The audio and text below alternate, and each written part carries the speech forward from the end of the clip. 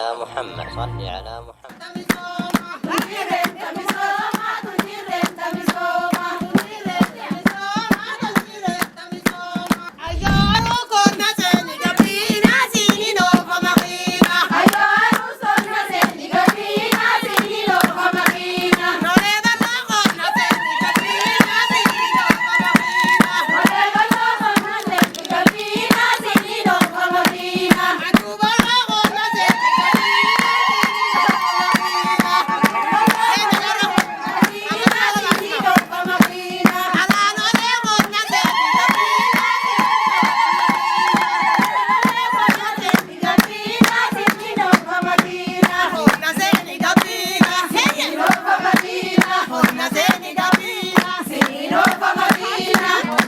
والله هنجبت تنجرواتي حاجي ilma haajiti naajiraan galatoomii haaji yoo baadiyaa namatti deemu jirutuun kiiloomeetira meeqa fagoo ati toora kiiloomeetira 500 ni fagaatti rabbi nagaan nu ageessu yaa abbaa sultaan nun ofi makiinaa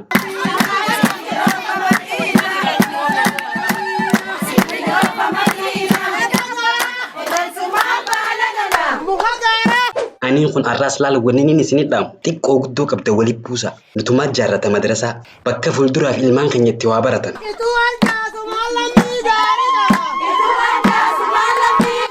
fulaalboo makiinaa yaa alishoo keenya wanni tun ta'eenyuti maalittiin beekamuume hayyee gaduu bu'an wallee du'aayitii yaa qeebala sin keessaa namni warra kana beeku ni jira wallahi nam takkan beeku abu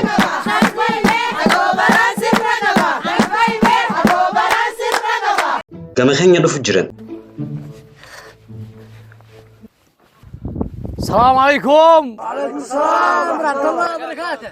isin keessaa namni beeku jira mana aaqil ka'eetana ahlan wa sahlan ana ilmi haji ali aaqilis magaganti kun nabaase anuma baga sitaate yaa aaqil hayyee maasha allah ati ho magaa kan kee barnu nimne ani haji sultaani abbaa qabeenyaa beekamaa warshaa hedduu qabu afrikaa keessaa fi alarraahu marhabba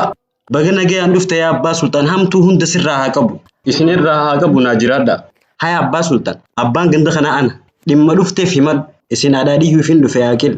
rakkoo isin qabdan hundaa'u himadda rakkuma gandaa hundaa khayriin dhufte atiin kun khadiri laata ani khadir xiqqaadha yaa aaqil haaji gurbaa sunii ta'e maanaajara maallaqa hisaabina himeetteen kan warshaa kan kee awurooppaa dhiifama gaa yaa aaqil khiyya deeqaa shan silkitanaan dubbisa rakkoon qabu dubbisi haajii khiyya aloo yes just a minute October English for Ethiopia zakkaa waan maallaqa keenya keessa jiru sun as ergi karaa Itoophiyaa gurbaa suniifis doolaara miliyoona takka qofa chee kafarrame dhageessee waan jee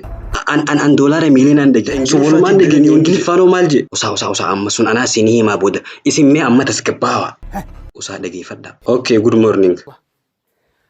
dhifama naa godhaa silkiirraan turee miti kama waan na ta'eef dhimma hojiiti akkasii kaabadii nuti qabaa silaa ilaa suubii dubbattee usii eegu qabna ani yaa aaqil laal rabbiin na ballise laal na gadhiise faabrikaa fi hoteelanii fi maallaqa dila tokko maasha allah salawaata gusni ergaa rabbii tirratti sitti haayidu amiin yaa rab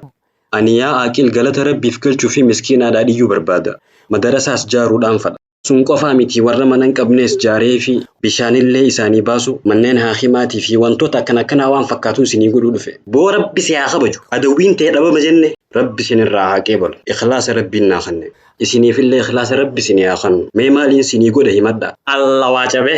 ani waanin arra dhagee jiru amanuttuun jiru laa tarafuttiin jira boo manama mozaahiri haajii usumarraa dhugaadha